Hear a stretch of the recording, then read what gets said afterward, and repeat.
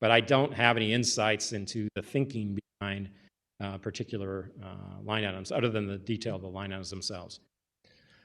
So, and you had to prepare this budget to meet a certain threshold of spending as required by state law. What was that percentage that of general revenue, I believe it was? Yes, and I'll have to say, as I've said before, the statute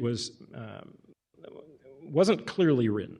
The way it's written today is that it said the percent of general revenue would be 23% this calendar year, and 24% next calendar year. Well, the city doesn't operate on a calendar year, so what is it? And so I guess that's anyone's guess. Like I said, I had a lot of questions prepared here. Suffice to say that the common theme in it all is that if you actually take a close look at the police budget, they routinely do not spend down certain funds. And so it's weird to me that they have excess money this year to rebudget to build a sound wall for their shooting range in South City, which they should have built in the first place. But they were able to move some funds around and allocate extra money, but then we're being told they don't have enough money, and they're actually requesting a huge amount more. Again, I feel like this is an existential threat to our city. I hope that this can be worked out in court. I'm not going to belabor the point with you, Mr. Payne, because I really appreciate the work you do. But I think that ultimately it creates distrust between the people and the police who are supposed to be serving the people when we do things this way. I don't think anyone wants that. Ultimately, thank you for being here, Director Payne. Thank you for stepping in kind of a gap with the police department. As the Alderwoman from the 6th said, the invitation still stands. Like she said, this was a choice they made, regardless of litigation or not. This is a choice that they made not to show up. I continue to have an open door policy from this budget committee. I will be following back up with them to request that they at least present their budget, because again, you're part of the litigation and you're here presenting the city budget. So it's critical to make sure that the largest department that's asking for city money, that's taxpayer dollars money, at least can show up and explain why they believe their budget is better than the one you presented. And I think it's just a conversation about talent in city government that I think the alder salaries previously were dreadfully low. I know it's not a popular political thing to say this, that I think we should all be paid more, but here's the thing. You want professional people in politics without conflicts of interest, you have to pay them a living wage. You have to pay them competitively. Otherwise, they're going to go off to private industry and do that job somewhere where it doesn't benefit the people. And I think you addressed this, page 253 of this budget, internal services, gas. Now, I know internal services is a line that it's services that other city departments provide for you. And this year, the budget went up a little bit. You actually requested $781,000, proposed those $998,000. And I think that's mostly because we're currently at war with Iran. Is that the gas is just more expensive? I think that's a very conservative number.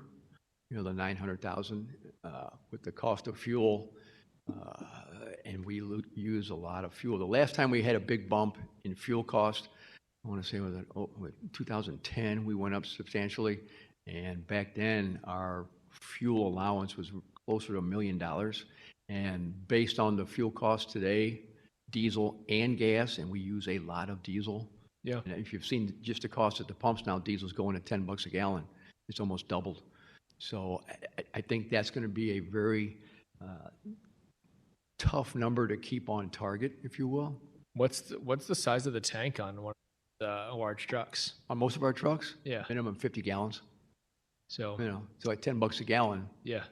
We spend a lot of money. And, we have our own fuel truck. We do buy it at a reduced cost because we buy directly from the suppliers, but still it's going to be substantial. That the cost of fuel right now is going to hurt all departments across the city, from water department, streets department, anybody who's, especially with diesel, which most of our trucks are. That's going to be a number to keep our eye on. I think a lot of us here care about the amount of vacant buildings and the number of vacant buildings. We've worked to, try and increase legislation. We have increased legislation around fines and fees. But do you know how many roughly responses or percentage of responses your department had involving vacant or abandoned buildings? I don't have that off the top of my head. I can pull a pretty close number. I think that number would surprise you based on climate and time of year. Based on cold weather. We see our calls of vacant buildings go up because people are using them for shelters. We know that. We do know that our vacant building responses for fires are pretty much associated with the unhoused going in and using them, but I can supply that number. I think that would be helpful. I mean, I know that I have one in my ward, the Chemtech building. I think that was called the Chemtech building, the one outside of Home Depot on Kings Highway that they finally. It's gone. It's gone. We were It's gone. I was very excited to see it demolished. I know some people are not excited about fast food, but one less vacant building that people are. No, we had 4 or 5 fires in that building. Just last year. Yeah, I and know. several board up. So this might be in your analysis too of the cost to the department and both personnel hours, equipment. What's the total what's the total time cost and people cost of responding to vacant buildings? And my add-on, is there anything that, we as a city could do to help support that number going down? Take them down. That's the bottom line. Get rid of some of these vacant buildings. There's some sticking points at times within private property. LRA, no problem. If it's private, there's a different, if we condemn the building, and with the condemnation, they can appeal everything. And when we go to tear it down, if it's an emergency demolition, nothing they can do. Otherwise, they can get a TRO, temporary restraining order. But as far as the money side of it, if we have the money, we will move forward with whatever. And we get a lot of alderman requests and just CSBs in general from citizens. And Mr. Moser touched upon manpower. That does become an issue at times, just getting enough people to get eyes out there.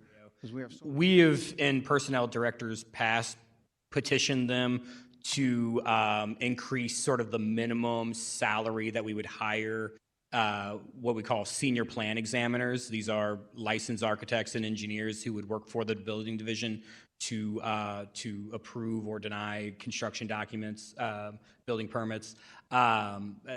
We petitioned them to increase sort of the salary for that position. It was denied at the time. Would love to, bring that conversation back up, and consider it again, because, for a architect or engineer, it's really, really hard for the city to be competitive in the marketplace against the private sector as far as the job opportunities that they would have.